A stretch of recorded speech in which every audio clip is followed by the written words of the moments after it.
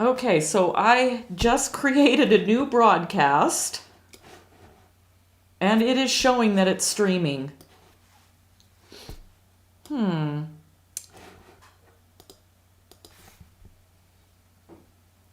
Okay. Okay, everyone, I'm streaming on a new stream.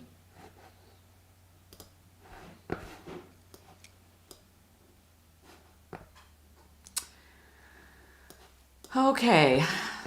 My goodness. This is so confusing.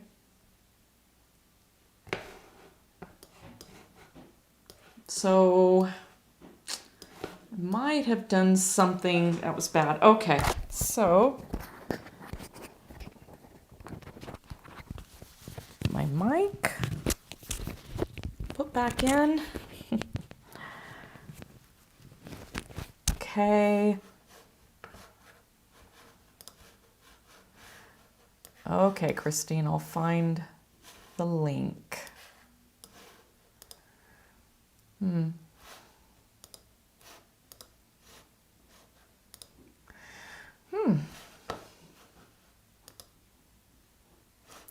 Okay, I'm live right now.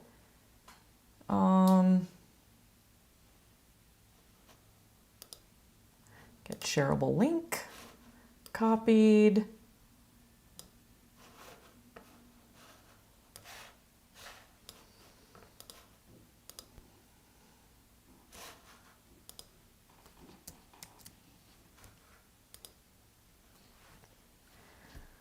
Okay.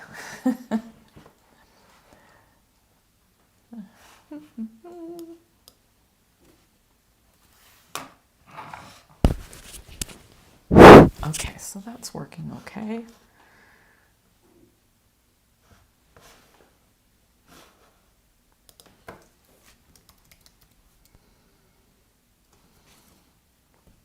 Okay, hopefully you guys can see that link.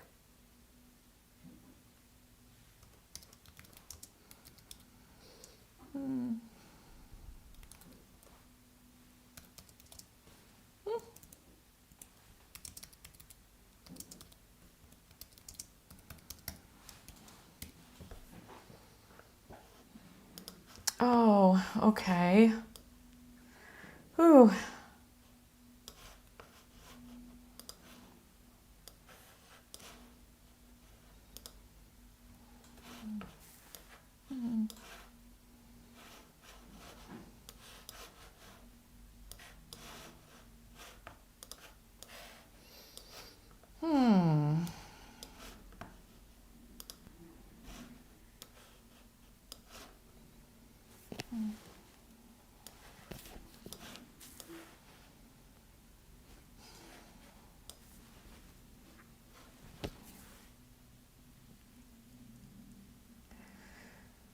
Six views being watch.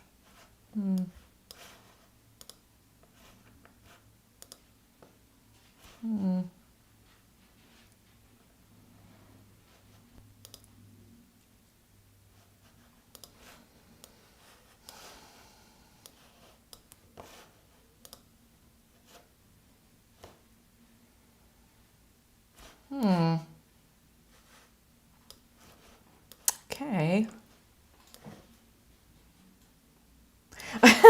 Good. Yay, okay, Peggy, so you can see me then, right? So that whole other thing is just, that's gone. Oh my goodness. I worked so hard on this too. I mean, I watched every possible video. It took me a while to get this up and running, but okay, so obviously maybe I changed a setting and I didn't mean to, but that's okay. Oh, good. Whew. Okay. I think I'm just going to give this a minute or two so that everybody else can jump over. Oh my gosh, I'm so sorry. It would be super nice if you just had like, you know, somebody next to you that really knew technical stuff. But okay, that's not what it is. So Yay, I'm so excited. Okay. Let's see. So we got, yay, yay. Hi, Pat. Hi, Christine. Hi, Peggy. Okay. So I'll just maybe wait another couple seconds. And you know what's funny too is I have all these scene transitions. Like I have this beautiful little weight room, and it's got the timer with some really nice music. And I even have a technical difficulties scene set up, and it's just like, oh, wow. And I actually, okay, Peggy, I saw it. I do need a glass of wine. Whew. Yes, that was a little stressful. So, okay. Let's see, who else do we have going on? Okay, so probably what I'm going to do now is I'm going to scoot my painting forward and let's see. Give me just a sec here. I had taken off my mic. So let me put that back on. All right. So is everybody hearing me okay?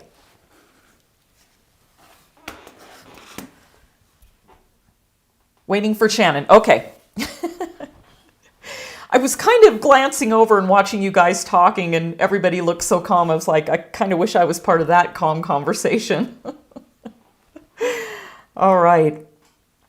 Okay, so waiting for Shannon. 1, 2, 3. Oh my goodness. Wow, this is just, this really is a whole nother ball game, but if I could just get all this working right, I actually am kind of liking it more than filming tutorials. And not that I'm going to stop doing that, but this just seems, I don't know, so much more one-on-one, I guess. Yay, you're hearing me fine. Okay, that's good. Oh, okay. I'm just gonna breathe in, and I'm looking at my streaming connection. It says it's excellent. All right, I think everything's good. So what I am gonna do though is I am going to show you. This is my down view. This is gonna be my painting. I've got it on I've got it zoomed out so you can see the whole thing, and then I'm gonna zoom in when I do the area, and I'm going to actually work on this area first. And soon as we make sure everybody's there, then I'll go ahead and I'll get started on the painting. Okay, now I'll go. Okay, lots of fun. I hope I'm going to laugh about this eventually. Okay. So Christine, did you find a house yet?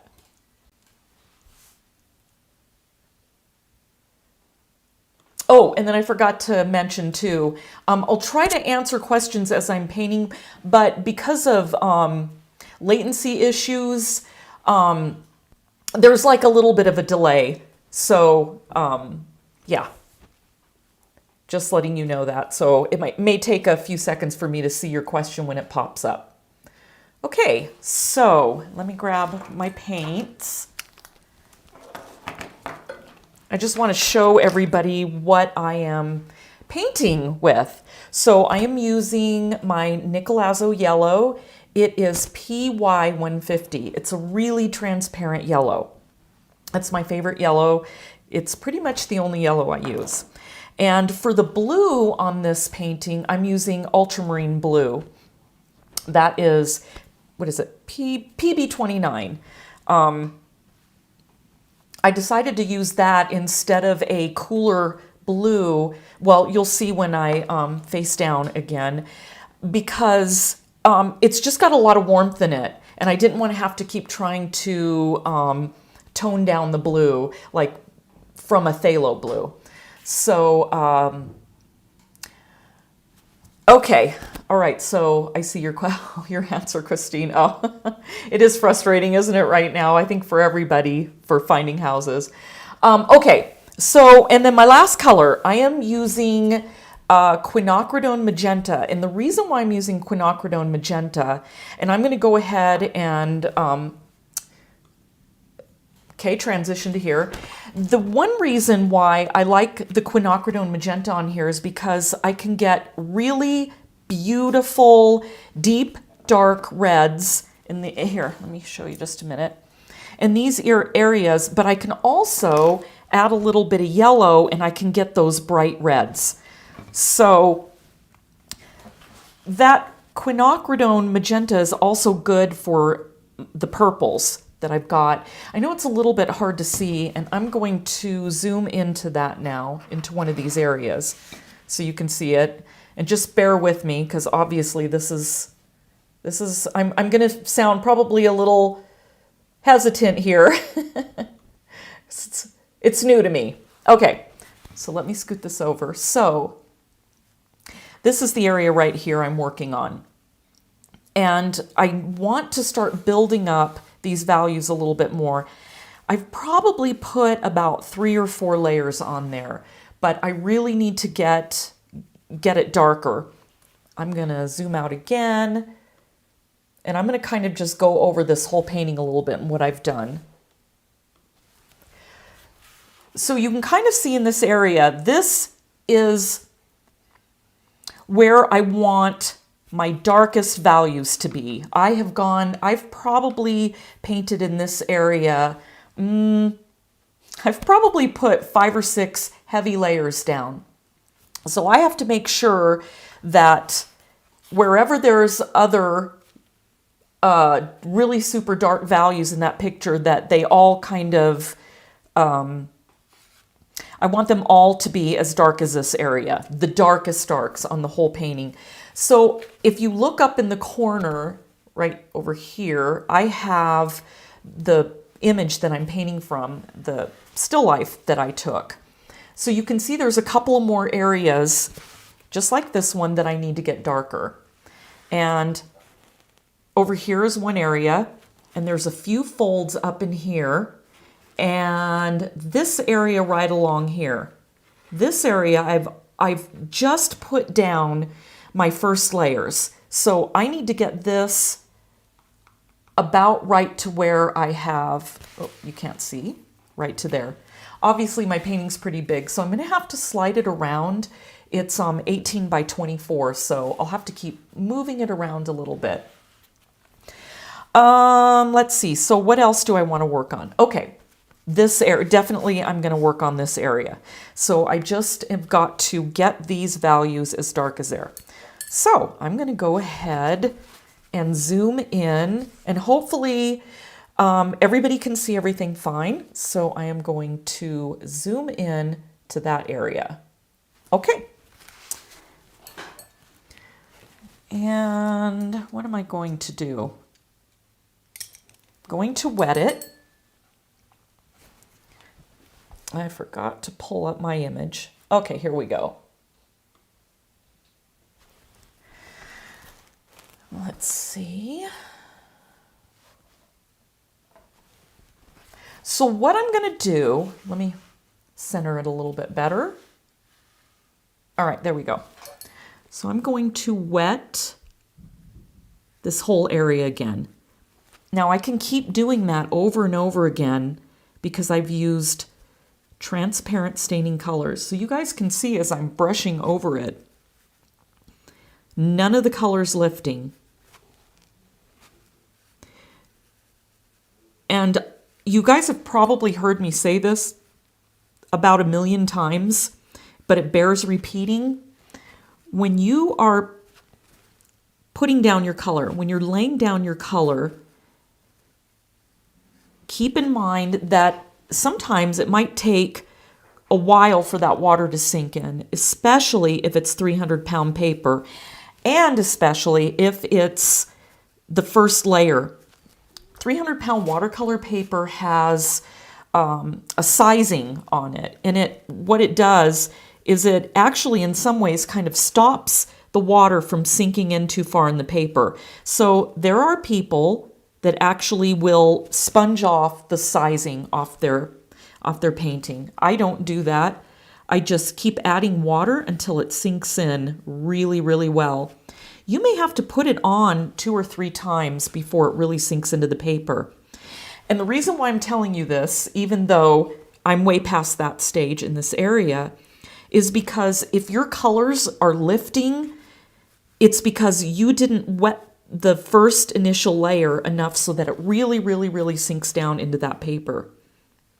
So as soon as you see that water sinking down and the shine is, has really kind of mellowed a little bit and it's not pooling in places, then you really know that that water is sunk down into your paper. And that means it's going to pull that paint right down into the fibers of that paper. And that is how you make sure your colors don't lift. On top of the fact that you need transparent staining colors. Okay, I'm looking at this sideways. Oops, I can see a little area I missed. Okay. Oh, another thing too is as you're adding layers, and then, so say you get to your 3rd or 4th layer of color, it starts drying quicker because it's not sinking into the paper as much. So you have to be a little bit quicker, but in some ways that's a little bit easier because your colors kind of nicely blend out together. Okay, let me grab some paper towels. I'm just picking up a little extra water. Okay, I think that looks good. So now what I'm going to do, I'm going to laugh about this because I had my colors all ready and they were all nice and, they were wet and all ready to go, and then panicking, my colors dried. Okay. So what I did was I just used my handy little sprayer and I just sprayed my colors.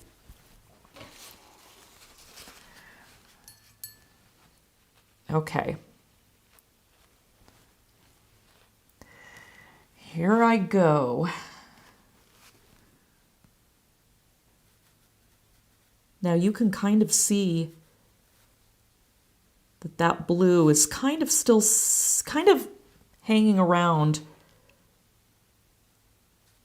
in that water. That water layer hasn't sunk down as much as I was saying it should be. But again, this is my, it's probably my 4th time I've gone over this area. So the paint isn't going to sink in as much and it's going to just nicely kind of spread around. But you can already see I can move it around with my brush. Hopefully you can kind of see how the minute I lift it, it drops the paint where I picked my brush up. So that's sometimes what I do to move things around. And look at that. You can still see that the colors are not lifting underneath. It's just settling right on top. And let me show you how thick that color is. It's very thick.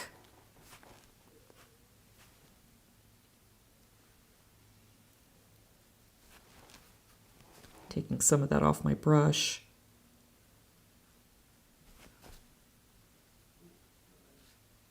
Well, I will say this. I'm feeling a little bit more relaxed. Oh boy. What would we do without technology, right? Okay. There we go. Okay, so now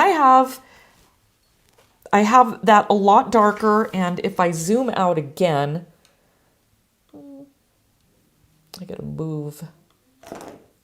Give me a sec here.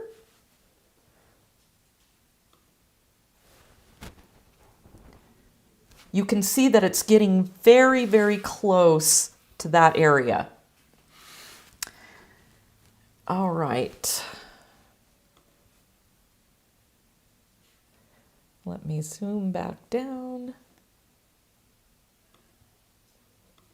Okay.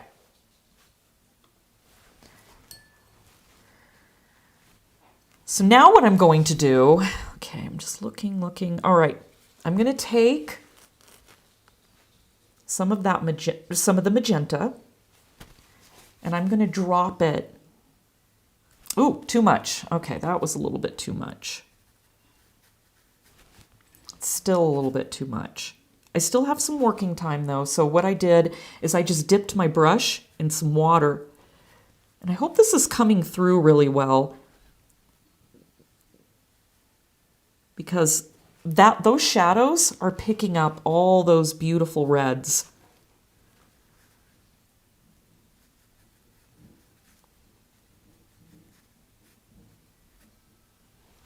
Now, to me, I've lost a little bit of that stripe right there, but as soon as it dries, then I'll go in and I'll darken those stripes again, and I'll just keep going back and forth.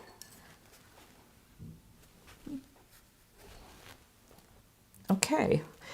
And the other thing I like to do too is just kind of go back in. Ah, I did it again. Too much red. So as I'm painting, I don't want everything to look even. So as I put that water on there, I wouldn't want to pick red up and just evenly put it all over. I kind of want it to just vary a little bit.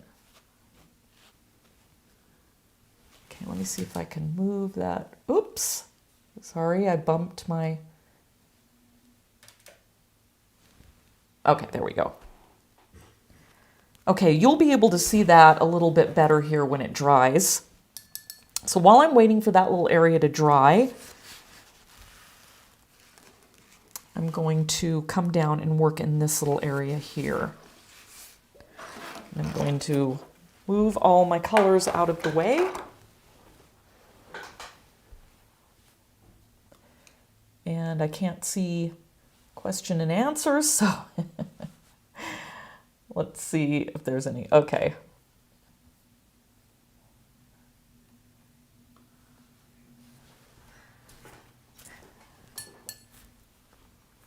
Oh, now I gotta get my picture back.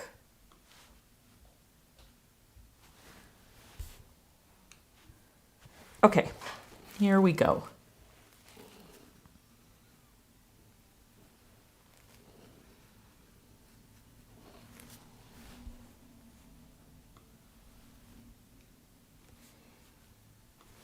Okay, let's...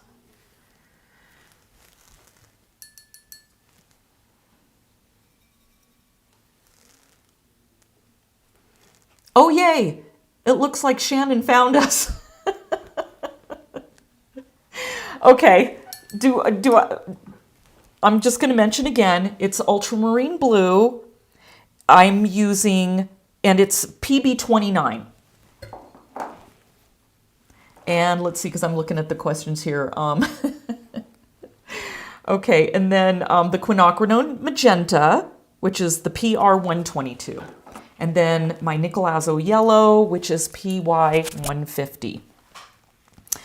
Okay, so let me back out a little bit.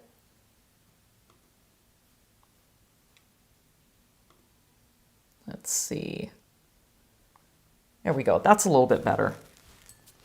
I won't be doing this when I do that YouTube or the live stream that I'm going to do on the lace, because it's actually going to be a much smaller picture. So this is a little bit bigger, so I'm having to move it around some. So sorry for that. Okay, so now let's go ahead and adding some more water on this spot.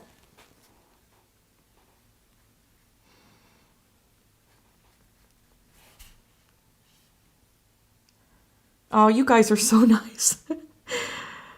I mean, thanks everybody.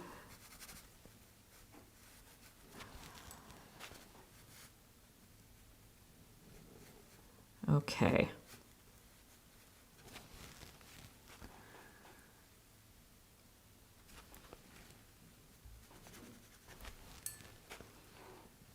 All right, let's see.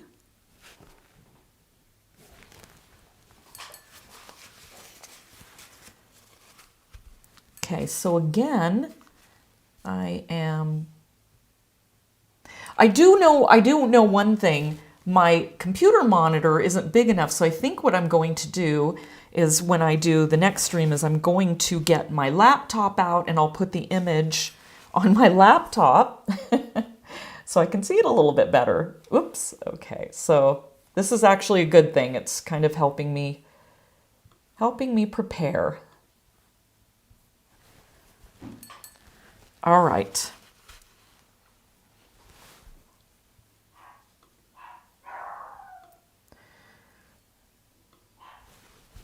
I think it's sunk in enough. I think I'm going to go right over in this area because there shouldn't be, or I should say, it shouldn't be that much lighter than this area right here. So I need to add a little bit more color there too. So what I'm going to do to transition, because I don't want to work on these shadows quite yet. So I'm just putting some water up in there so that I don't have a harsh line. Okay, so now I'm going to grab some of the blue.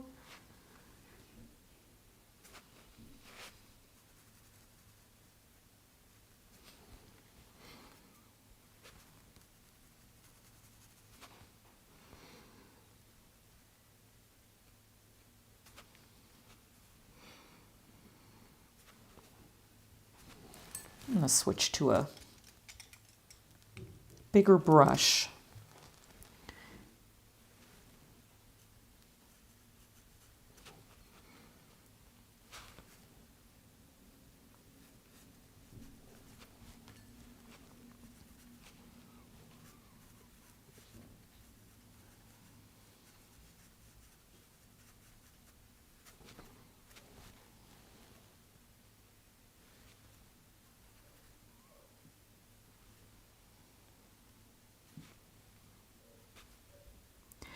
There are some artists that like to just put that full solid value down in one fell swoop, but boy, I really struggle with doing that. I like to build layers. I like it because then it's almost like stained glass being stacked on top of each other. You get to see all the beautiful colors underneath.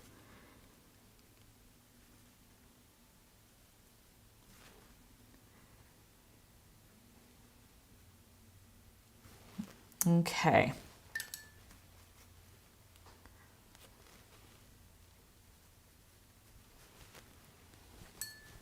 Now I'm going to let that dry.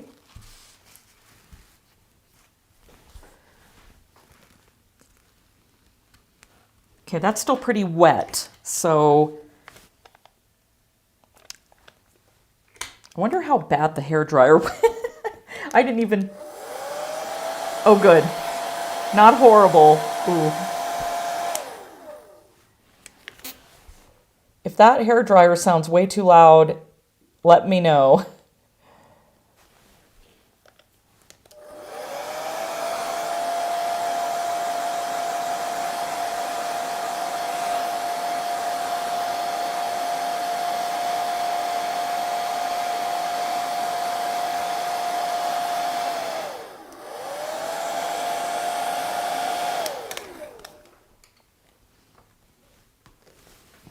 Okay, that feels pretty dry. It's still, it's not dry, but I think it's okay enough for me to go ahead and add some color, some darker color in where those stripes are.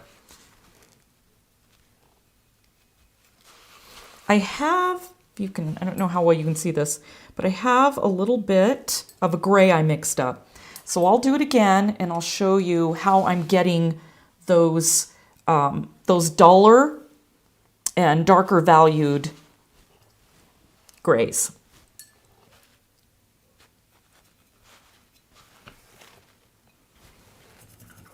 Okay, lots of blue. And then I'm going to add a little bit of red. And now a little bit of yellow.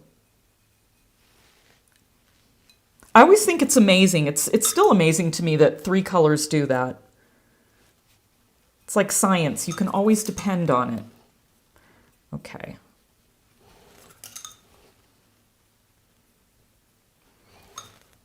So now I have some areas that are a little warmer right over here, and then some areas that are a little cooler. So I've got extra blue right there. So now what I'm going to do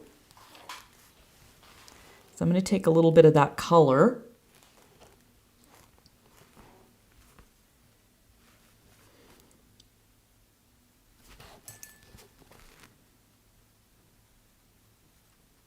I'm just very lightly putting it right on top of. Might have needed to let it dry a little bit more.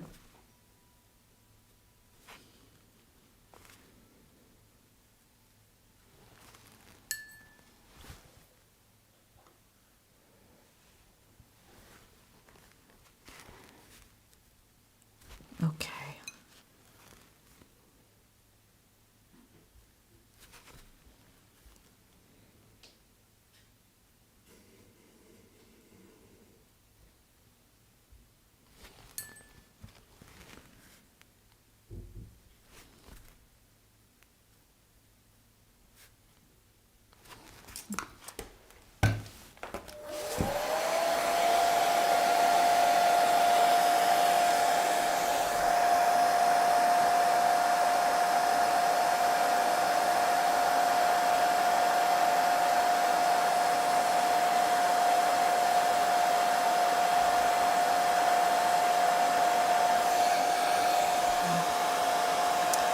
Darn it.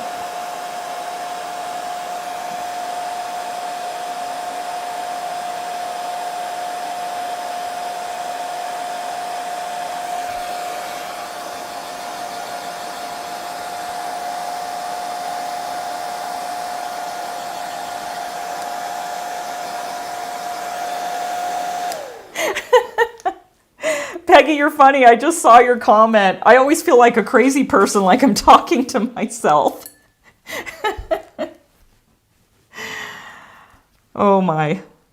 Fun, fun. Okay, wait, let me get that a little bit drier.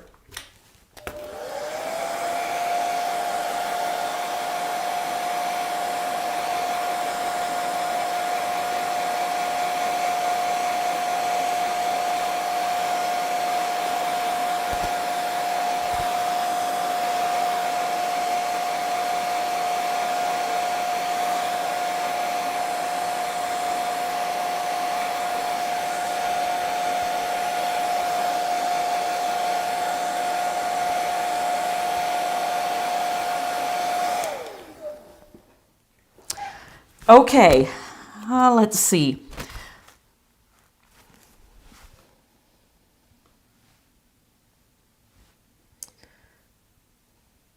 Give me a second here. Okay. And that here.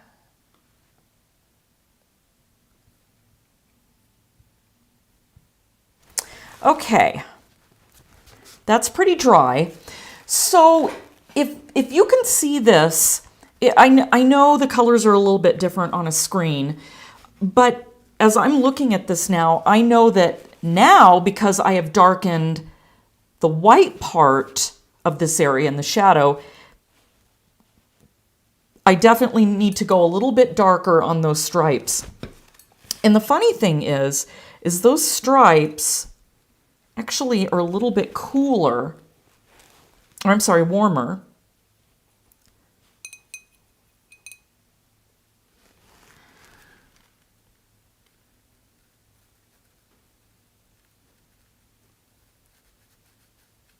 Okay.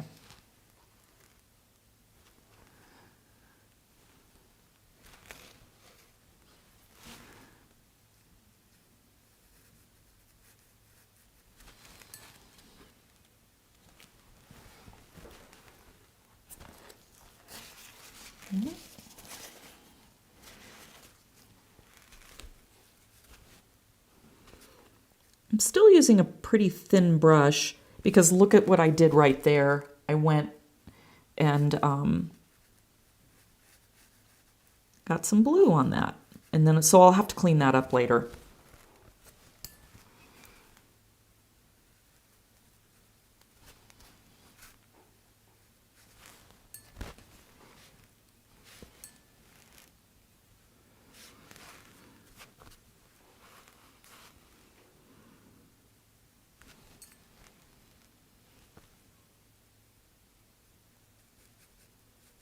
I don't know if you caught what I did there, but so I took some of the blue, some of those darker shadows, and then I just picked up a little bit of a yellow just to add some variance.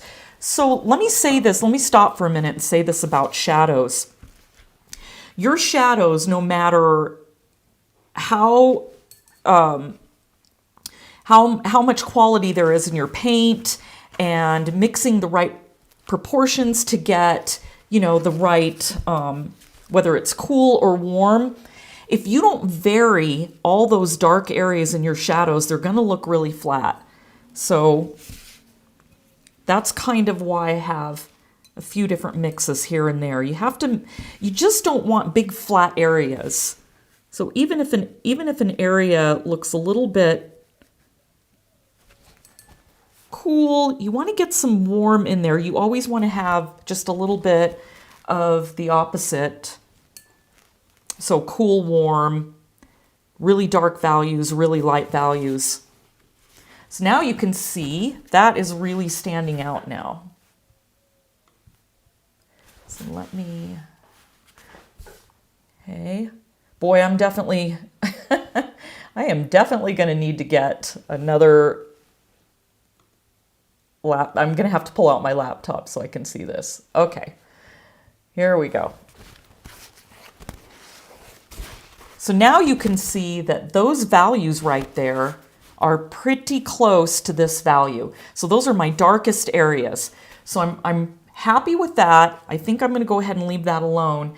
And I think what I'll do is probably, I just saw something. Okay.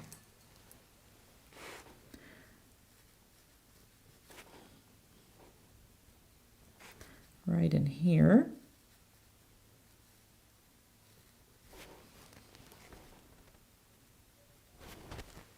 Okay.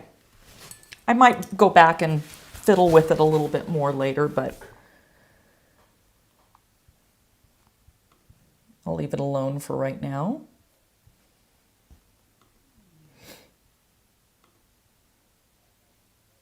Oh, there it is. I lost my little zoom tool. There we go. Okay, so now I'm going to come over and darken up this area. So I'm going to do the same thing.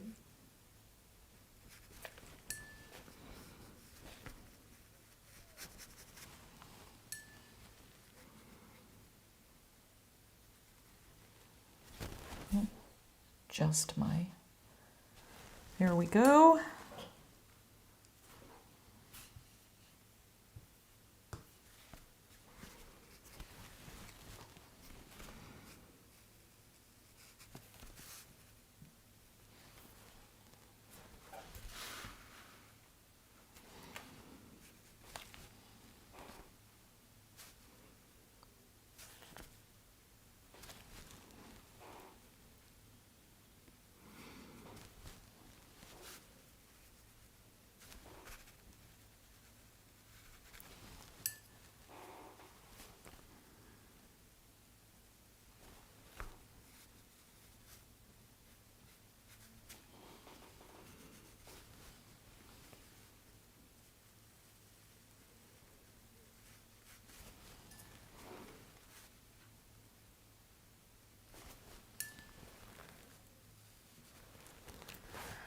Okay, so here's going to be a good example of how the shadows can be warm and cool all in the same area. So I'm going back to a smaller brush, and I'm looking at my image, and I can see up in there, it's a little bit redder. And then there's also some cool. Now I can go back down to, oop, that might have been a lot. Okay, there we go.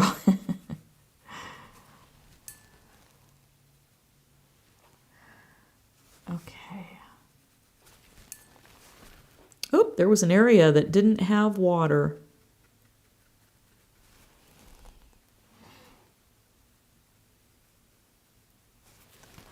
So hopefully you can see that I'm not just taking a giant brush, like one of these, just filling that whole area with blue. I'm just little by little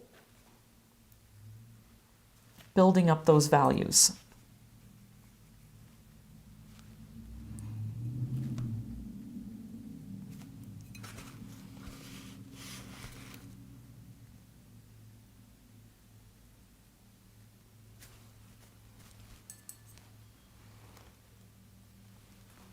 And right about in this area, if you're looking at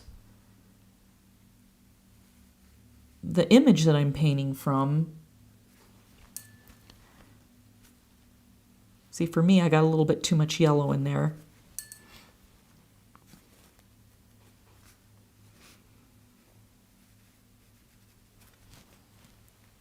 There's a little bit of a highlight right there. And you know, I'm sure for some of you, this probably seems pretty nitpicky, but that's how I get a lot of detail. I just keep going over and over till I get it just the way I want it.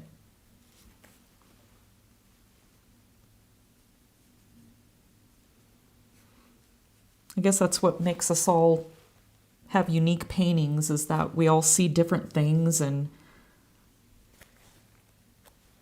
you get to decide how much detail you want to put in.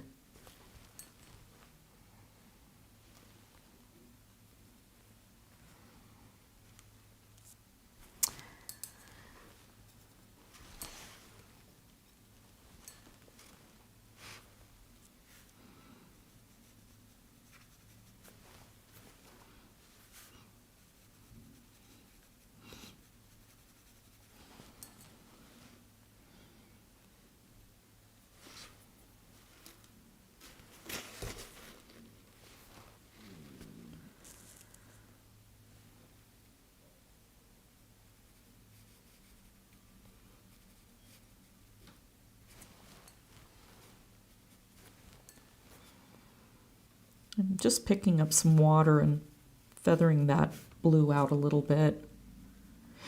So what's interesting is as I'm painting and I build up those really dark values in the shadows, I always have to go back and readjust all the lighter values, because every time you change one thing, it changes something else.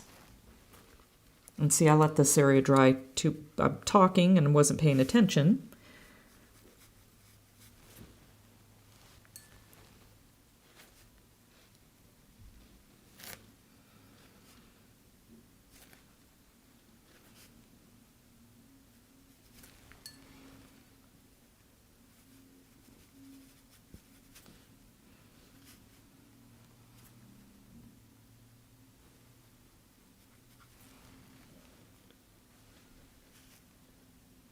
Now I can definitely see that the shadow gets lighter as it goes towards the farther away it gets from the cherry.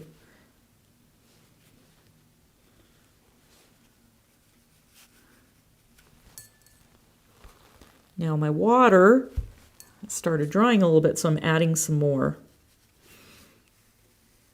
so I don't get a blossom or a hard edge there.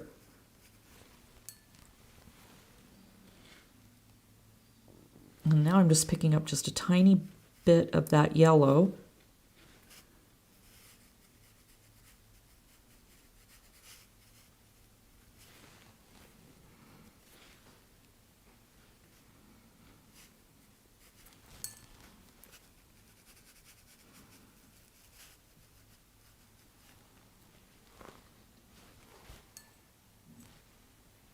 So now that I've darkened that shadow, again, I can now see that I need to go back, and now I'm going to have to darken the stripes.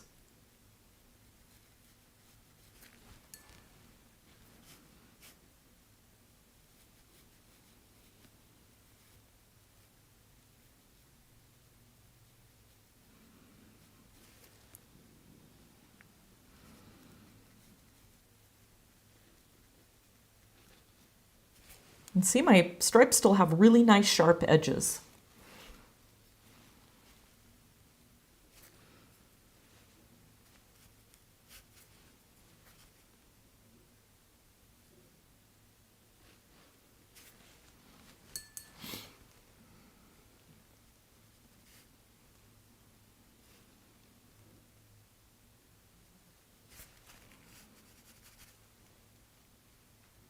Okay, now I think I need to put a little bit of that red in there. Special, oops, again, too much. Oh, maybe not.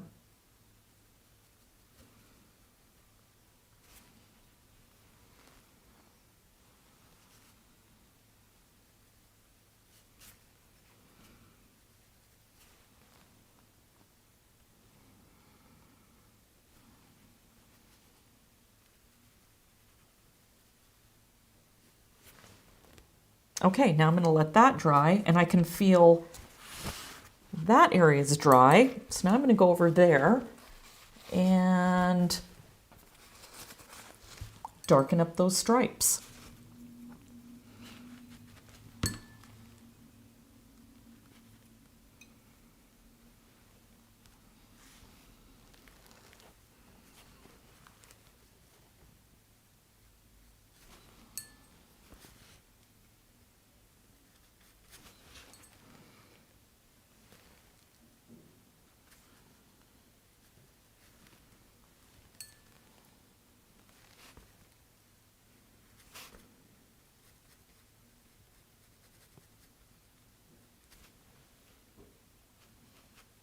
I think I need a little bit more blue.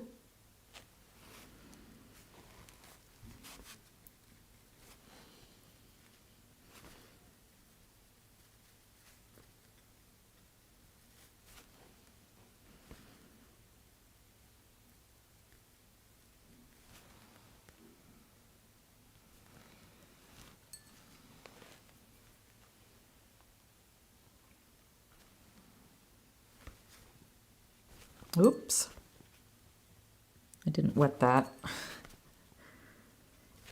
Sometimes if it's a really small area and I have a lot of layers down, I don't keep adding water.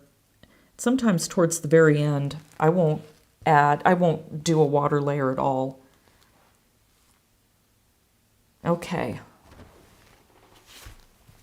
Well, I think that's looking pretty good. I'm going to let that dry, and I'm going to look and see if anybody has any questions.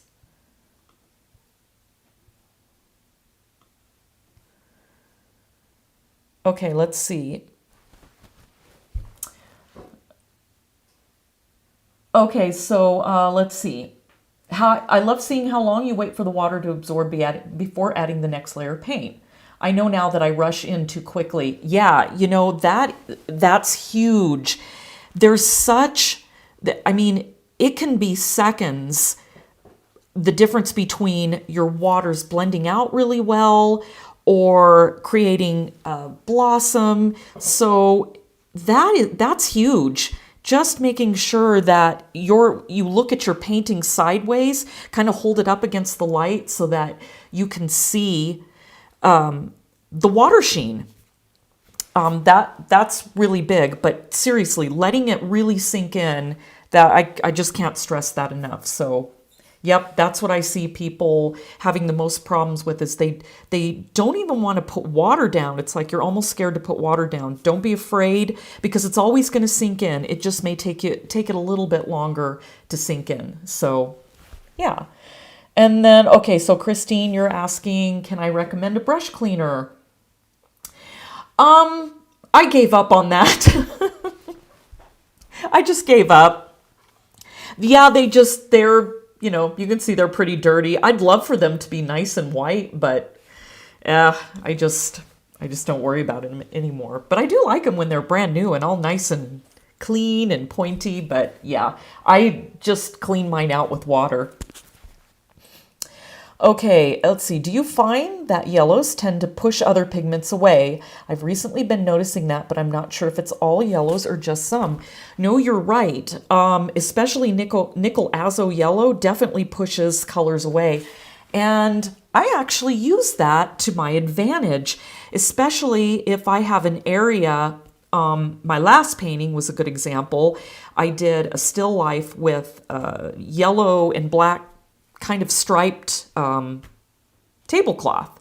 And I would, as soon as I had the water on and the darker colors, I would go in and I would pick up some of my yellow and then I would make a mark right through it and it would push those darker colors away. So yeah, I love that about transparent colors. I don't use opaque colors, so I'm not sure. Usually what happens if you use an opaque color, it kind of just floats around on the surface.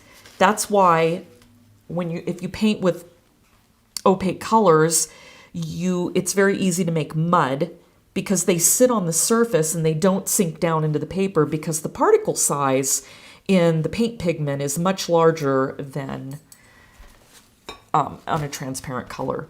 And that's why it is so important to paint with a limited palette. If you have 30 plus colors, it's really, really, really hard to learn all the characteristics of a color. But when you paint with like I paint with one yellow, and every once in a while I might use a cool and a warm red or a cool and a warm blue. So on occasion I'll add in another color. But that's still a very limited palette. It's just, if you have 30 colors sitting there in your palette, you're looking at all of them, it's really near impossible to create harmony with colors like that because you're always looking over and going, which one of those 10 greens that I have do I need, or those 10 blues? When you have a limited palette, you are learning the characteristics of those colors and exactly what they will do. So from that point on, once you get used to using that color, you know exactly what it's going to do. You know how long it's going to sink into the paper. You know if it's going to shoot across the paper or if it's going to just very lightly get fuzzy around the edges if you drop a little bit onto your paper. You just really get to know your colors really well. And that's how I'm able to get all these values and all these colors, all these different shades and all these different values just with these three colors. So okay. If you use staining pigments, they will stain. They do, but the great thing about staining pigments, that's all I use is just the transparent staining pigments. I use, here I'll show you. So these are my scrubber brushes and these are from Dick Blick. They're Dick Blick's Wonder Whites. They're pretty much the only scrubber brushes I use. And they're nice, they're kind of rounded and they're firm, but not too firm. And I can go in, and I will do that towards the end of this painting and pull out highlights. I've never once had a problem pulling a highlight out, even with the most tenacious staining pigments. I'm still able to pull out some highlights. But that being said, usually that's only on 300-pound paper. If you tried to do that on a really cheap paper or 140-pound paper, you're going to have a little bit, you're going to have some problems. In fact, sometimes I like to pull out, let me make sure you can see this. So in some of these little areas, I'll actually go back in with a Dremel tool, and they're very fine bits, and I'll just pull out highlights like that instead of masking them off. People freak out when I say that, but 300-pound paper is actually pretty tough. So you can get some really nice effects with pulling out highlights with scrubber brushes or a Dremel tool. Sometimes I've even taken tape and gone over an area, taped it down really good, and then scrubbed in the inside, and then it's fine.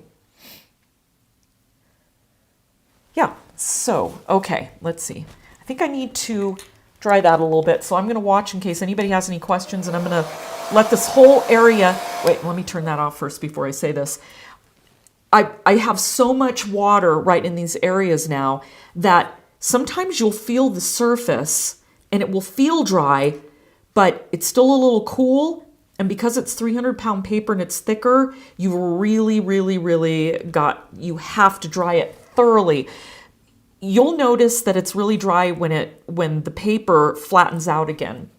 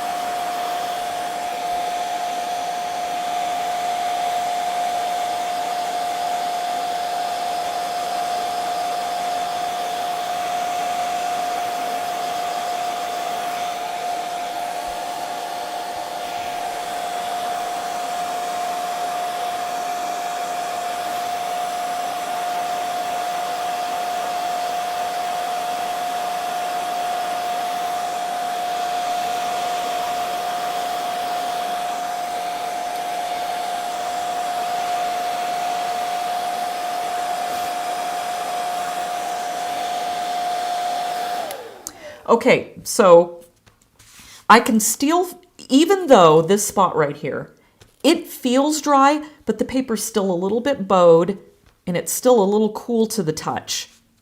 So I need to dry it even more. So bear with me.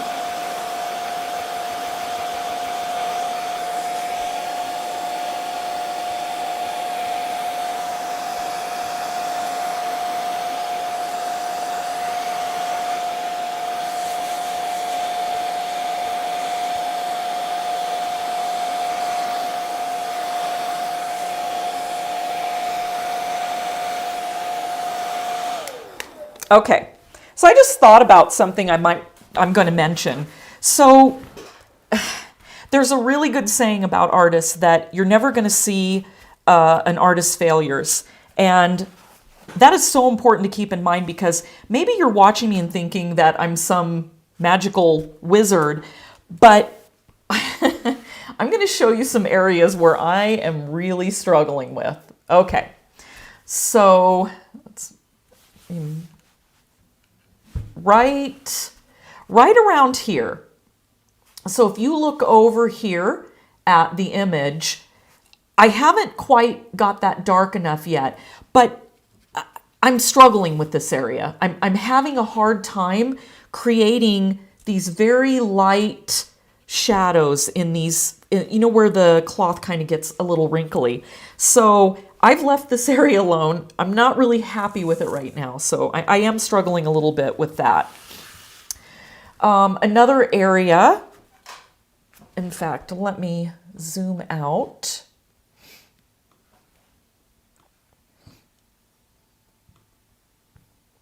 Another area I'm really struggling with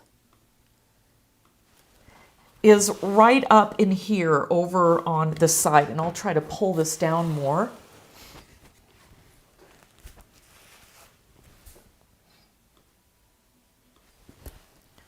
Now let me move it over without knocking everything off.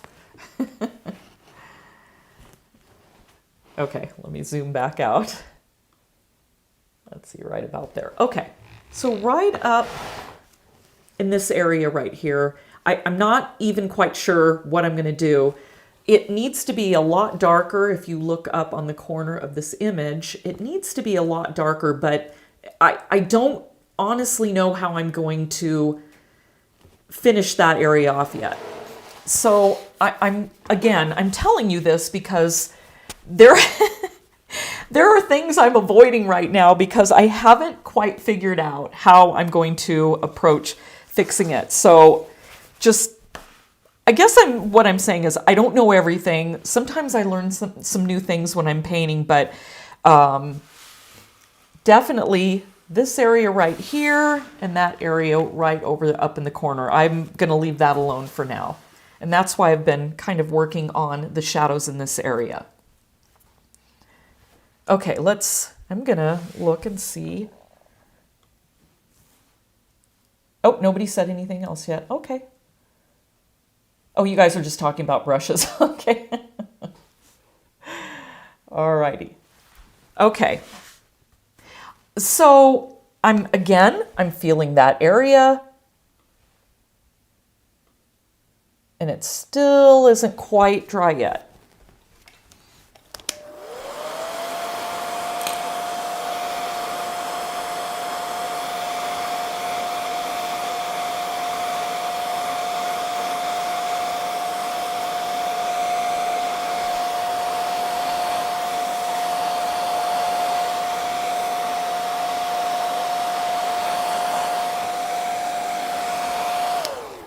Okay, I think it's good now.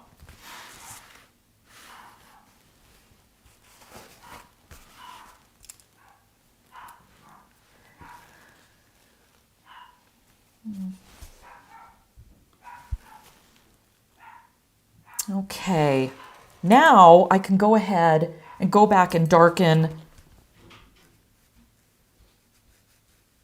the stripes.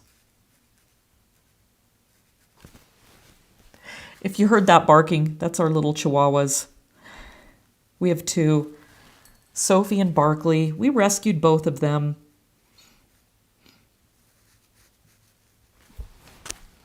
Okay, so same thing. Let's move that over a little bit.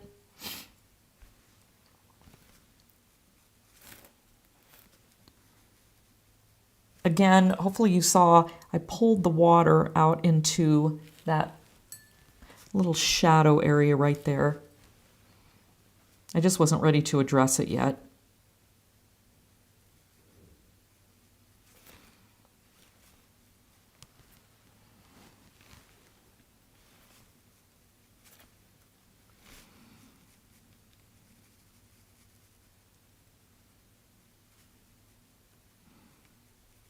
Boy, I sure want to say thank you to everybody for being so nice and helping me relax, not freak out. I'm actually feeling a lot better now, and I'm actually really enjoying this. So I just want to say thank you.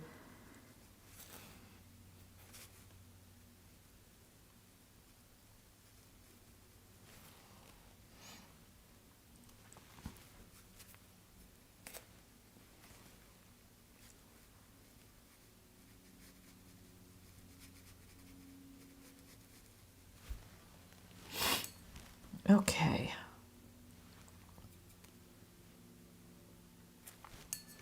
Need to get some red in there.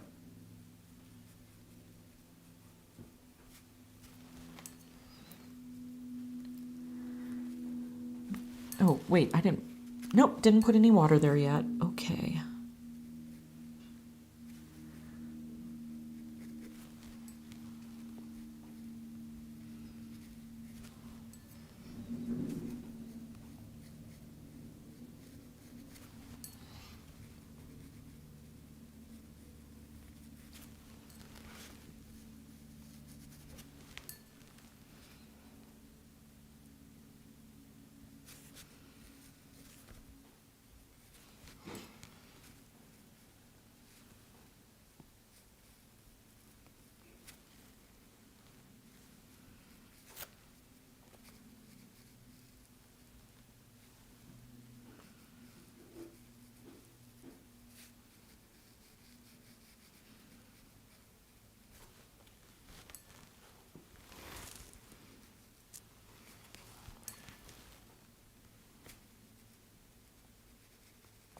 So do you see how I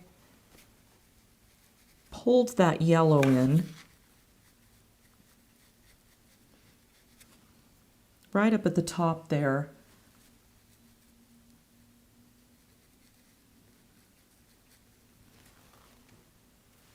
You can see that the shadow's getting warmer.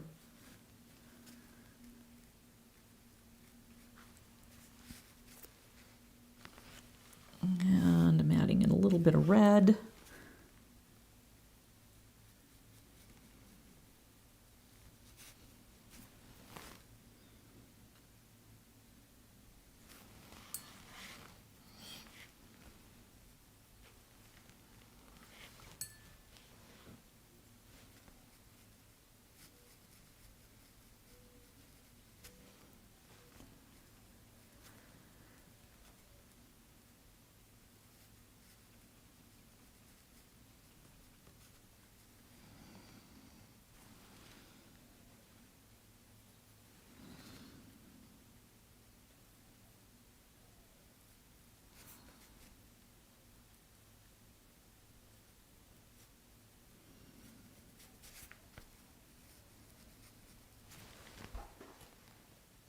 Okay, I think that's starting to really look good.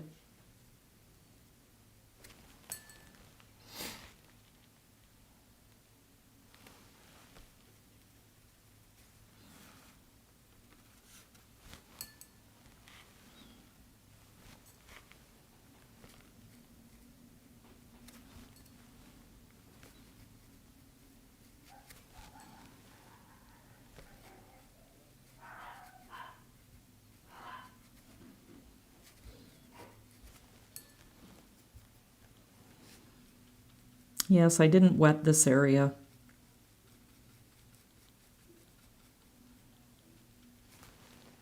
So you can kind of see that that shadow is building there. And once I get the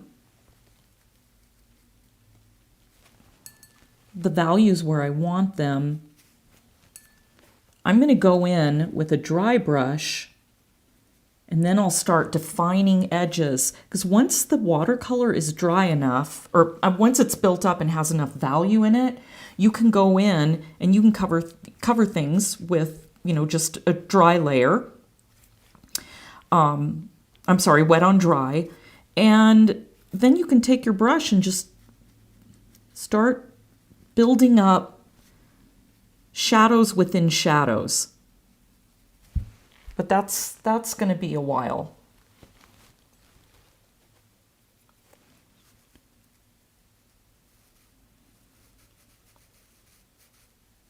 And again, that was a small area, so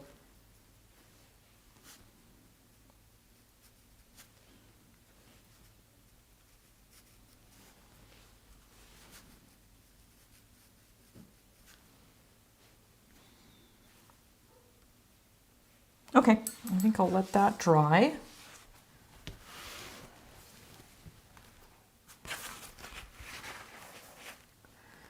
And while I'm waiting for that to dry, let's see if you have any questions. Okay, just not for me.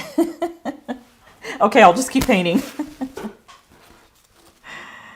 All right, let's see. Let's go. I'm going to work a little bit on this area right here.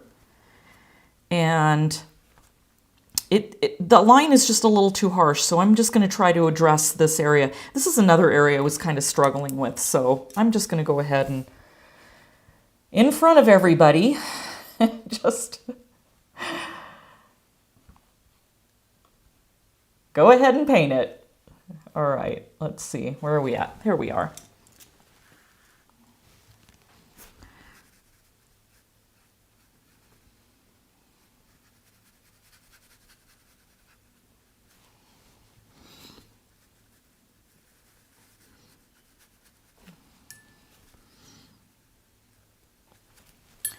What I think a little bit of the problem is there's not enough yellow in there. Well, and that's too much.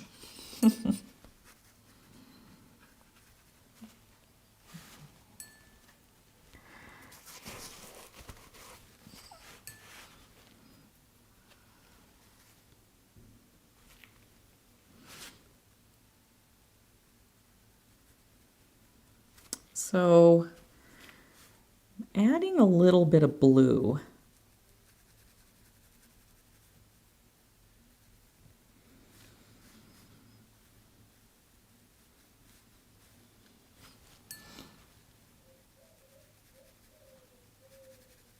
And see, I've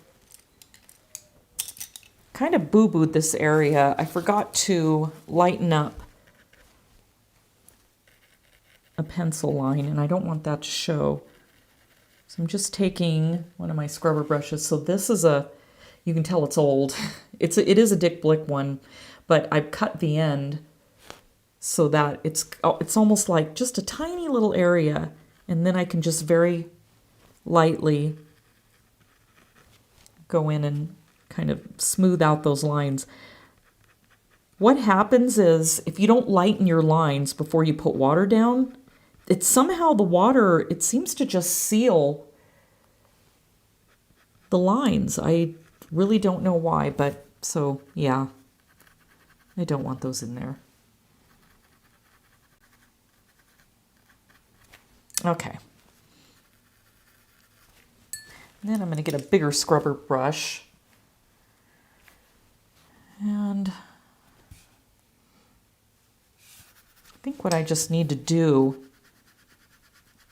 is just soften these areas a little bit.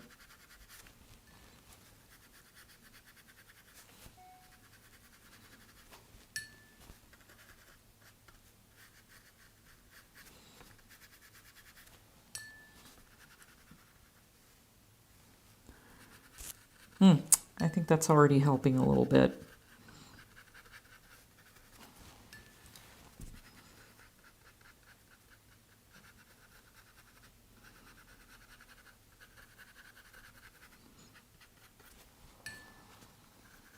I'm just using really a gentle pressure.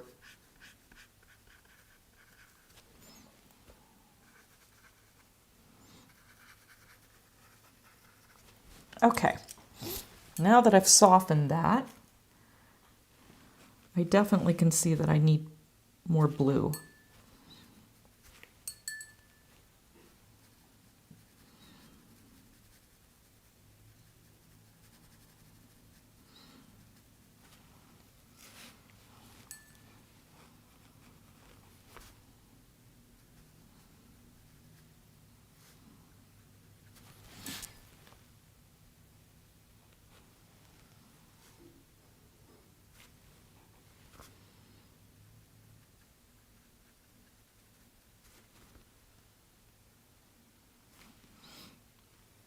See, I just don't feel like that's gray enough. A little bit more blue. I don't know, it's funny. Sometimes I think you just, you can tend to obsess too much over a little area, so it may be fine. Okay, a little bit more red.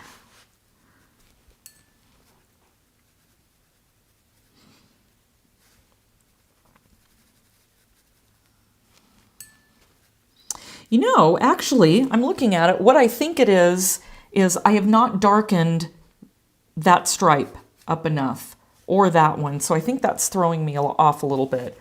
So I think I'm going to leave that and maybe go over here and darken some of these stripes. So what I'm going to do, let's see. Okay, make sure you can see it.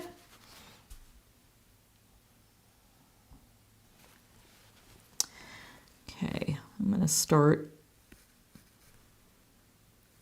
right here.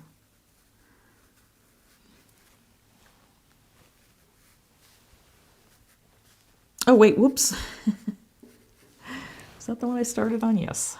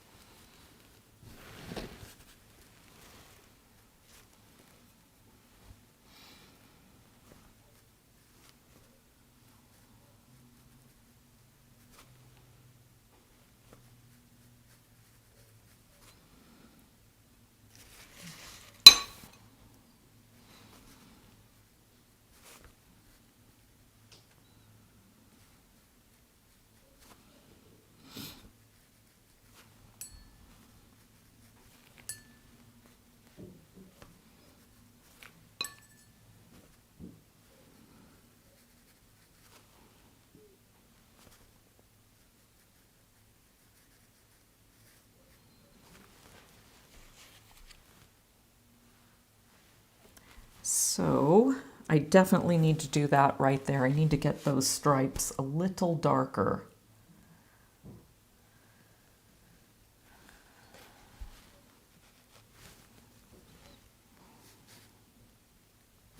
Oops.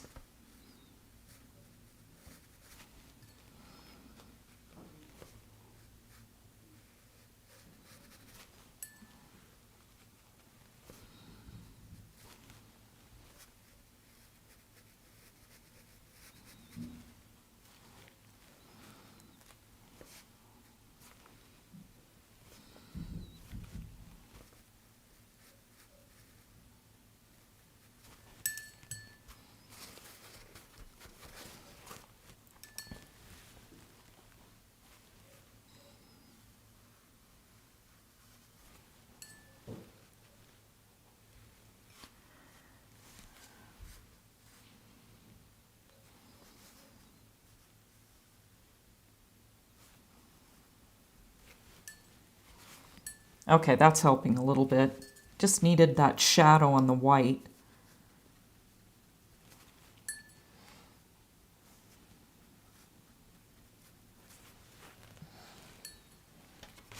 Okay. I'm gonna get that out of the way for a minute and see if anybody's asked anything.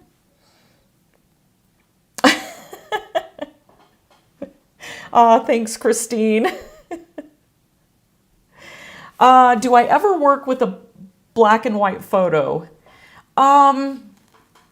No, but when about 20 years ago, I actually did art shows and I sold my black and white drawings.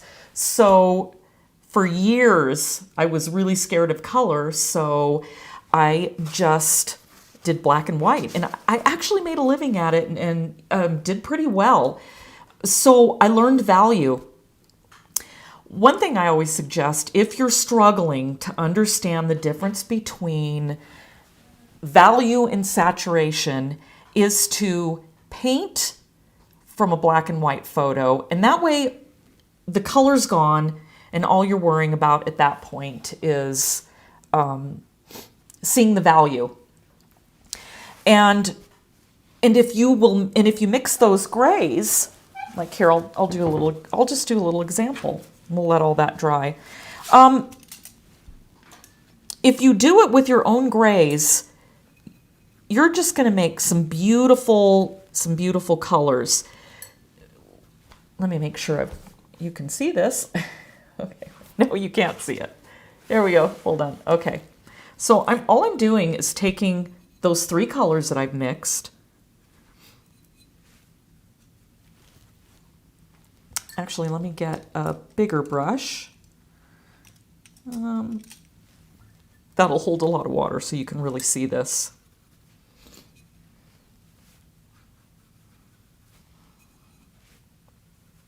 So if you are struggling to understand the difference between value and saturation, then again, try just painting, and I hate to call it black and white, but basically you're just painting with grayed out values. And then take three colors, pick three colors. Don't try this with opaque colors, it just doesn't work well. So get three transparent staining colors. And I think good colors to start out with are the quinacridone magenta, the ultramarine blue, and the nickel azo yellow. And then start mixing them up and see how dark of a value you can get.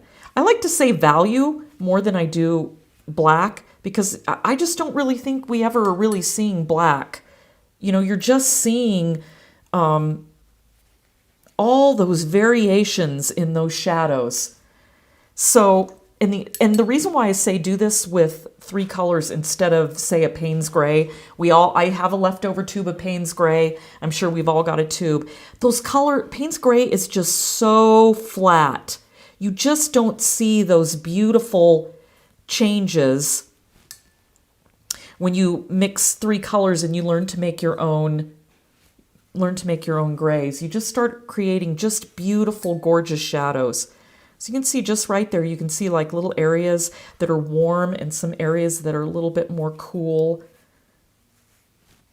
And then you can really see it when those colors thin out too. You can see how beautiful. And this is what we're going to do in that teacup. We're going to create just some really beautiful shadows. So there you can see, so I'm kind of rolling them around. And you can see that there's just a lot more life in there than there is if you use Payne's Gray or just a black. So here's a good thing to remember about value and saturation. Value is the lightness and the darkness of a color. Saturation is the brightness or dullness of a color. That's why sometimes it's so hard. Once it clicks though, once you start painting a lot, pretty soon that clicks and you'll start getting it. But so hopefully you can see how pretty those grays are. Just kind of rolling it around. Okay, so I'll put that up off to the side. So that's actually a good question. Okay. So creative one. I love hearing that. I also came to watercolor from black and white. I've always been afraid of the color. I agree that coming into color with that understanding of value is a huge benefit. You know, there's actually, I'm glad you said that. There's actually another saying too. It's value is the workhorse, but color gets all the glory. And that's pretty much what it's about. Value is what makes your painting pop. You have to have areas, to me at least, that where you've got lots of beautiful darks and lots of, in fact, here, let me go back to zoom out again. It's so important that you not only have contrasting colors, complementary colors, but that you have really, really dark areas and then areas that are really, really light. That's really what makes a painting just have life in it. If your painting is all one value, no matter how much color you have in it, it's just gonna really, it's just gonna look kind of boring. So again, value is the workhorse, but color gets all the glory. So it's just, and this is just part of time on painting on paper for you to start learning the difference between color and value. So that's a big thing. Okay, let's see. Any other questions? Okay, so let's see. I think what I'm going to do one more area. I'm going to work right here because if you look up on this image right here, I need a little bit more value right in here. And this area right here is not dark enough if you look at the image. So I'm going to go to a big brush, and this is the last area that I'll do. And then if you guys want to talk, we can talk. Okay, so I'm using a big brush.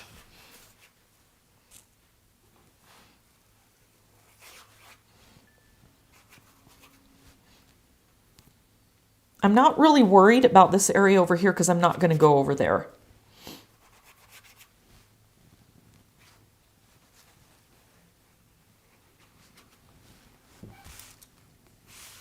Okay, let's see. All right. Let me zoom in a little bit on that.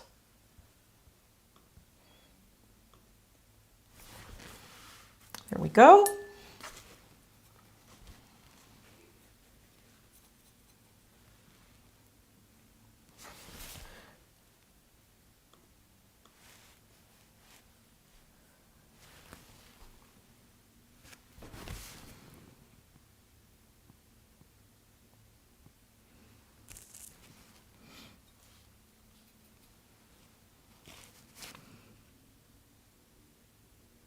That shadow edge is a lot darker than I had it. I thought I was kind of done with this area, but then I saw it and I realized, you know what?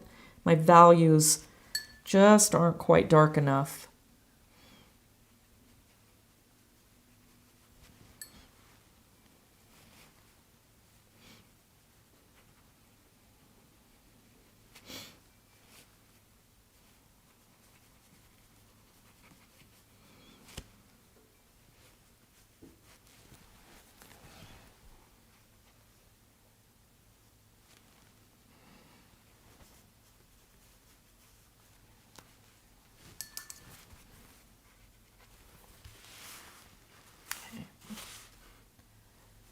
There, you can see it. So I've got some more color right in that area.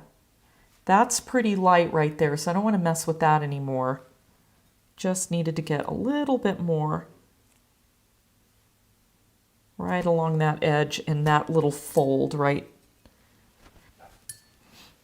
through this area here.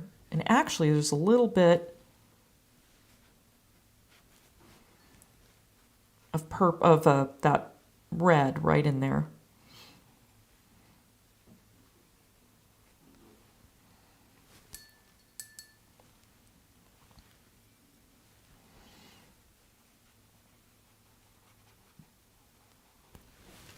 Okay, I think I'm happy with that now.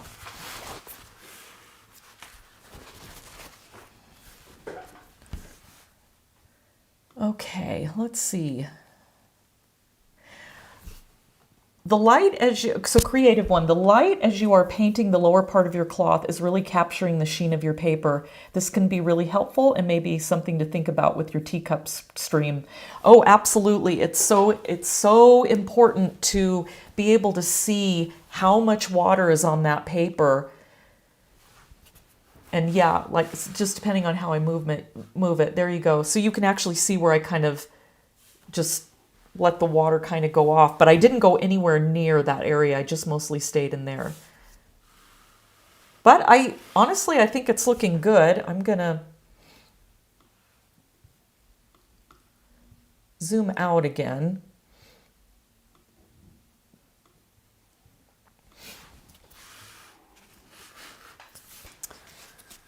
Here we go and take a look. So you can really see that I've definitely got the dark areas in there. So I feel like I have the same value there as I do here. So I'm happy with that. I'm starting to build those shadows up a little bit more.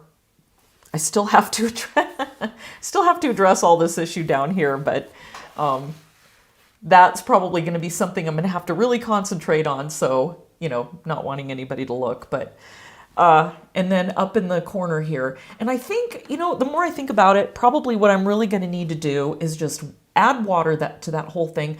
And I think what it needs is a little bit of yellow, because to me it's just kind of looking a little bit, I'm not going to say flat or dull, but I think it just needs yellow.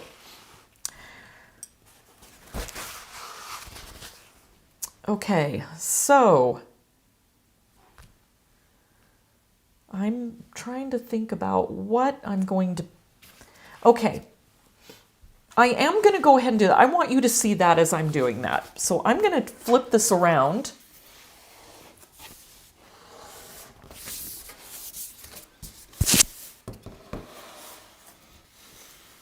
There we go. And I'm going to do exactly what I was saying there. And I'm going to... So you're going to see me in real time either really mess this up or... Let's see. Okay. Okay, let's scoot it over a little bit. Okay, so now I'm taking, this is my dragon's tongue brush. They hold a lot of water. The only time I really ever use these brushes is when I'm putting on a lot of water, usually on a background.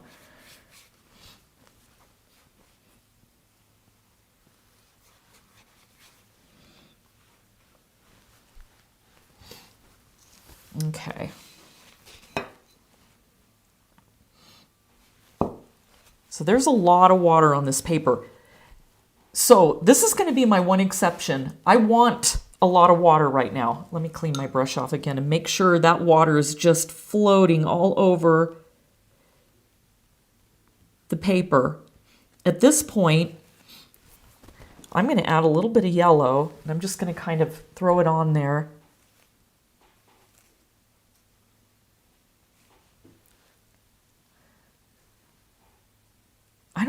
I don't know if you can see the yellow as well as I can, but that was it.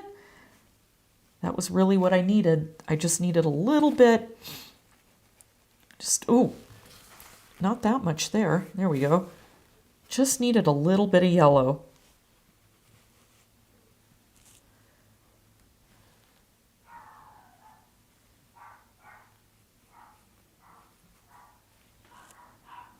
That was it.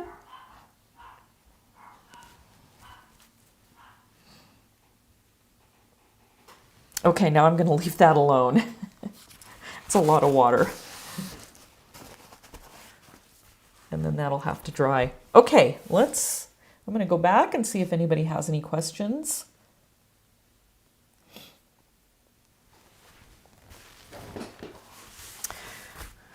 Okay.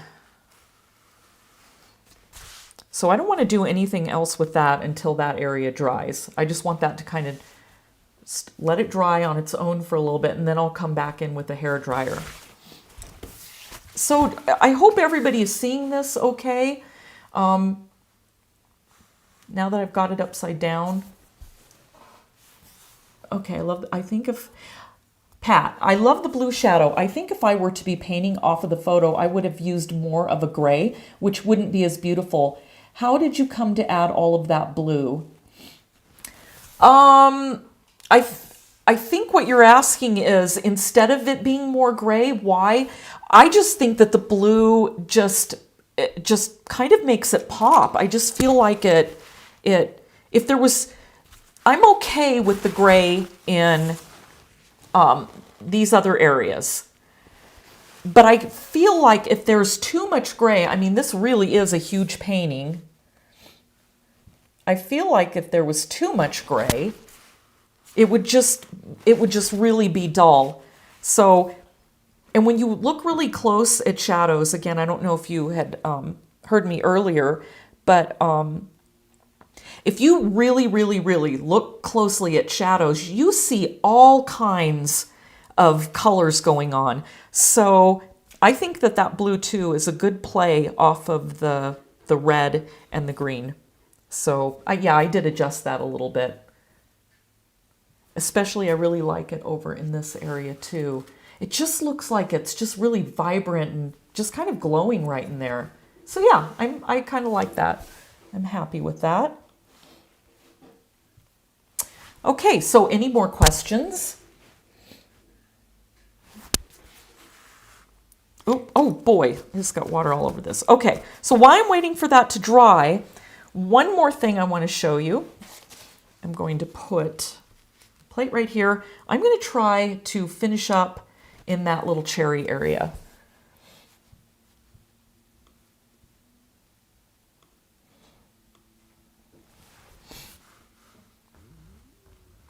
Okay, there we go.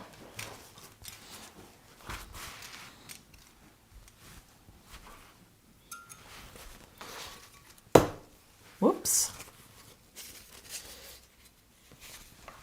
Okay, so now I'm taking a really small brush. I'm going to take my number 2 this time.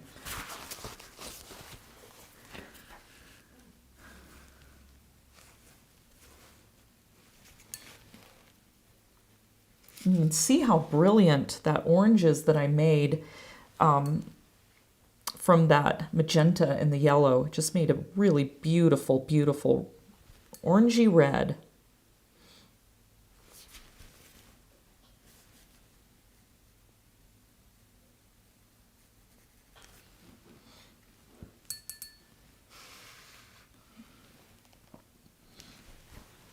And my yellow, let me fix my yellow here. That's getting way too contaminated. Let me clean that up a little bit.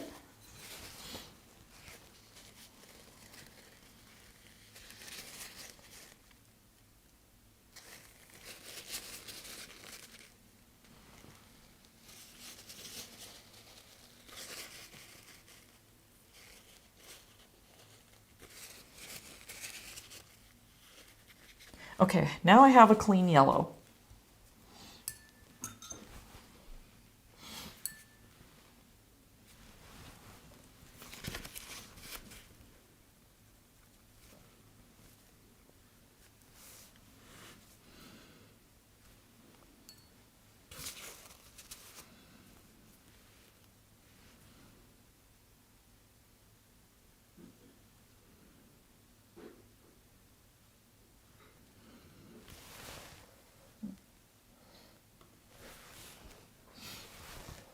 Oops.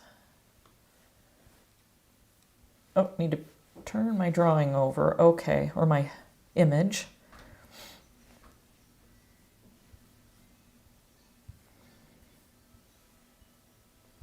Oh, there we go. Now I can see it. Okay. So what I have to do, whoops, I didn't mean to put that red in there. Okay. I'm going to pick up a little bit of that blue.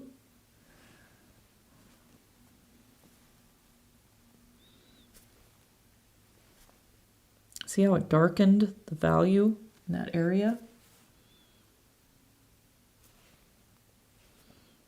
So I'm adding a little bit more.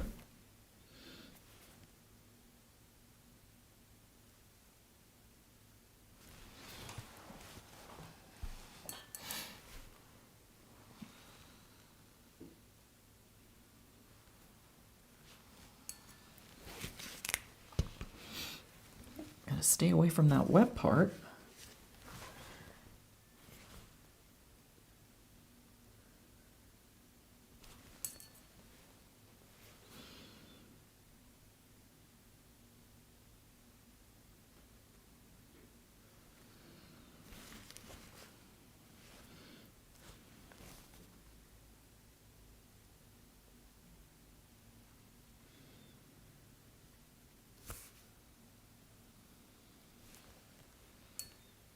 It's a little bit harder to see the detail I've noticed on a streaming, but it's really has a beautiful value in there now. In fact, I'm actually even going to add a little bit more of that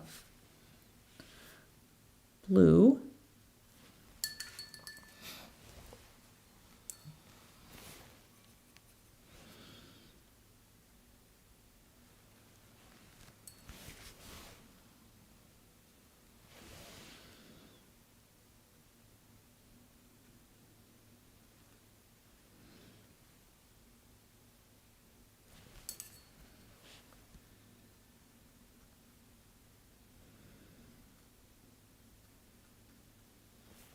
Okay, I'm going to let that dry a little bit. And then I've noticed I need to soften this area right here.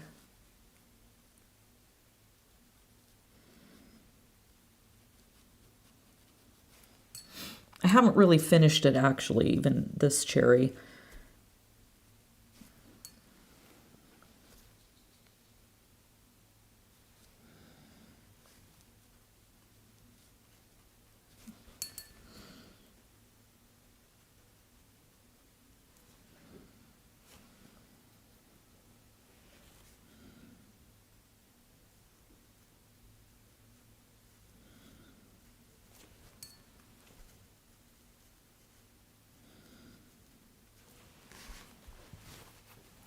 I am not happy with this area here at all. Well, let me move it forward. So, not exactly sure what I'm going to do with that. It's just looking really flat right now, so I think I'm going to have to build up some more values in there. Maybe lighten. I don't exactly know. I'm going to leave that alone.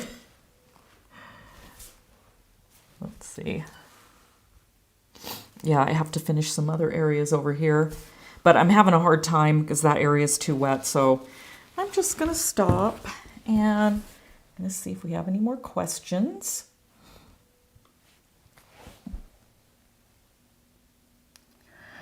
Okay, great. This has been wonderful. With Pat's question, you intentionally choose to use a very warm gray, almost brown, in the light for temperature contrast in the stripes, per my screens. Yes. Yes, because obviously, and I'll back this up, And look closely at that image too, and you will definitely see it there. Everything that's in the light. Okay, actually, let me turn this around again.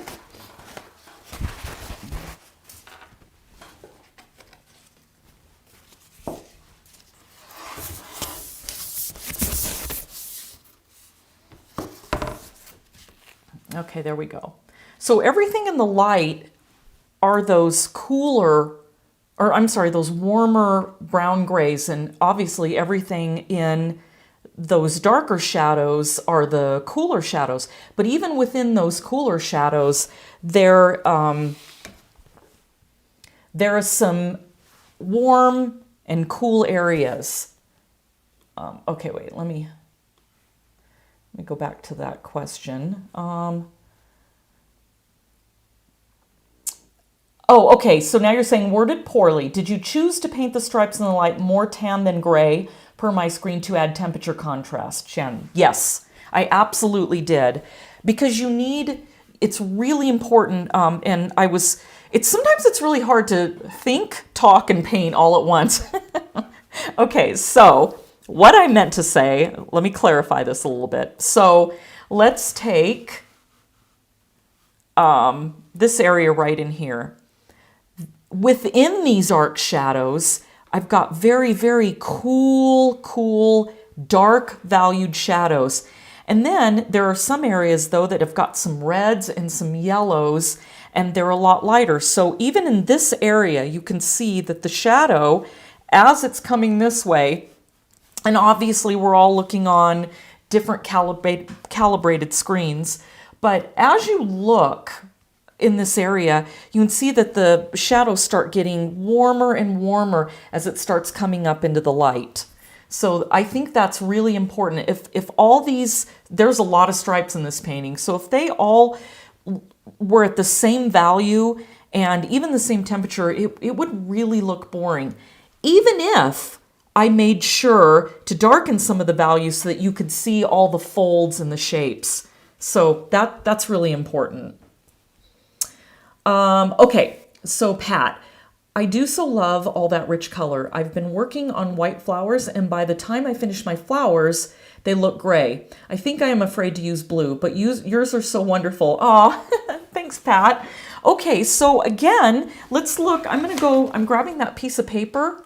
So hopefully you can see, and again, your screen may be a little bit different, but when you look at this gray with that blue, I can see how the ultramarine blue has kind of granulated, and you can see where the yellow is kind of settled in, and you can see a little bit of the reds. As long as when you're working on something white, just make sure that you lighten up. Start with really, really super light areas, and you won't get that ugly gray look. Hope that helped. Okay, is Winsor Newton still your preferred brand for Quin Magenta?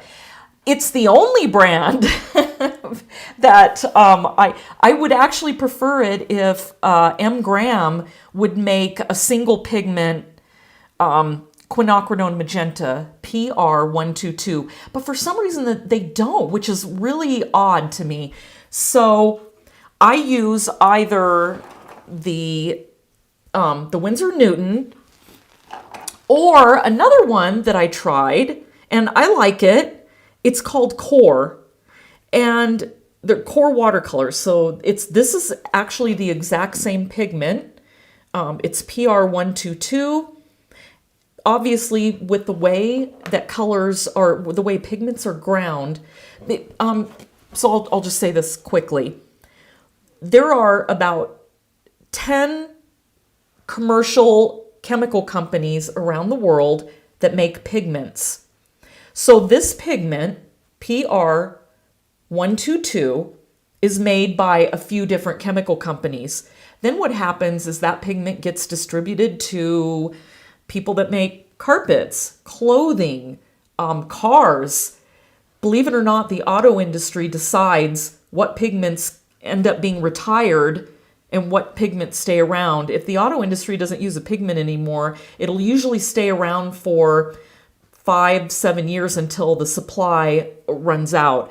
So the reason why I went back and said all that is that different companies buy this pigment, this PR122, quinacridone magenta, and then they take that pigment and then they grind it and then they add all their fillers and gum arabic or honey.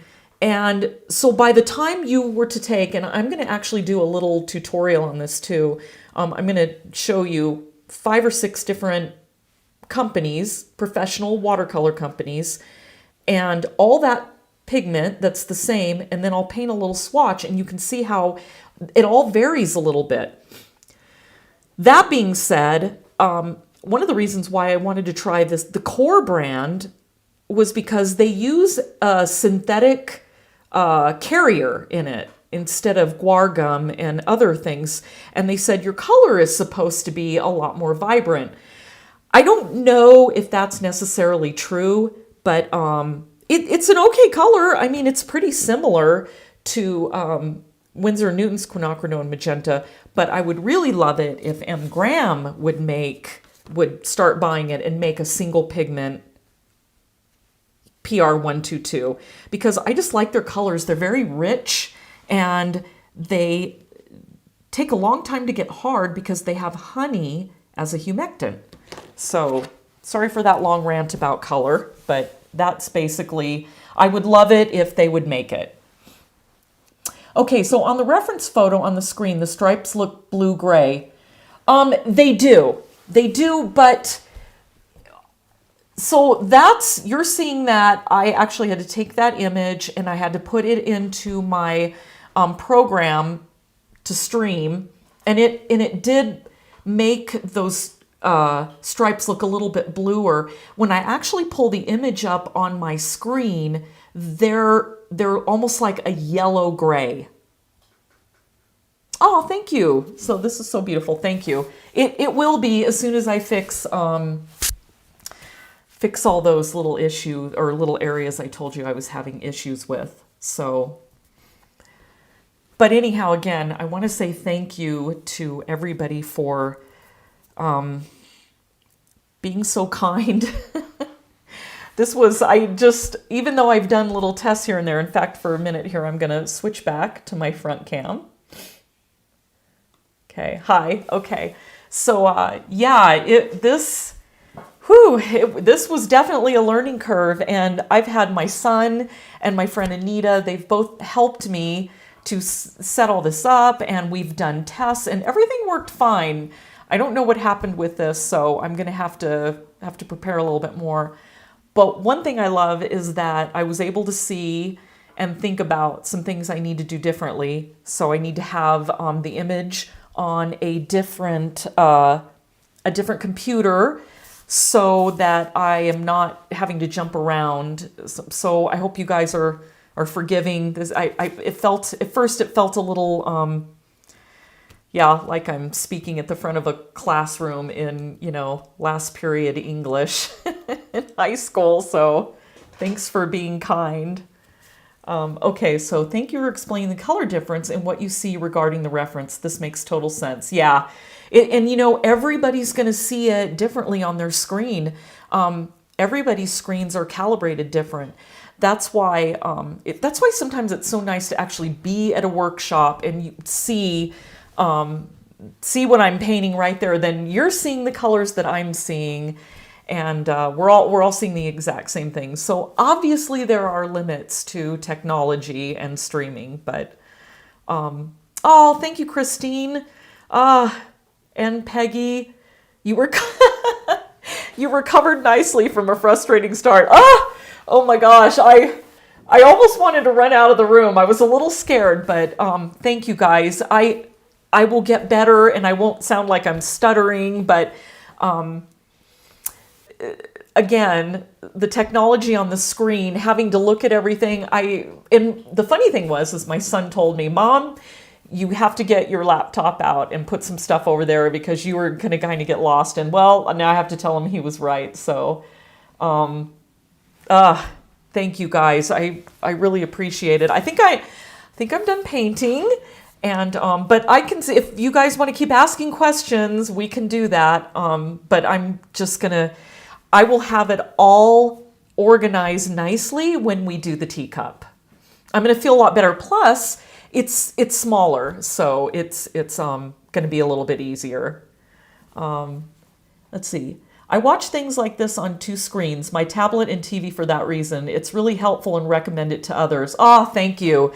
Yeah, I mean, I have a Mac and I can calibrate my screen exactly the way I want it, but everybody's got different screens, and so yeah, everything is going to look a little bit different, but that's technology. We're all not right in front of each other, but so again, boy, you guys were really patient with me. Thank you.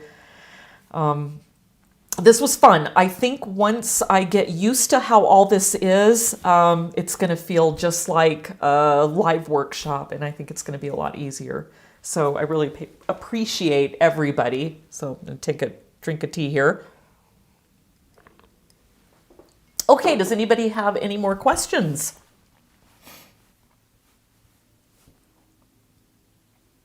Okay, so I think what I'm going to do is I'm going to go ahead and end this stream unless I see any more questions. And if so, you can always email me, or once this video, I could actually save this and you could re-watch it on YouTube, although thank God there wasn't too many people watching this. I'm not really sure I want to go ahead and put it up, but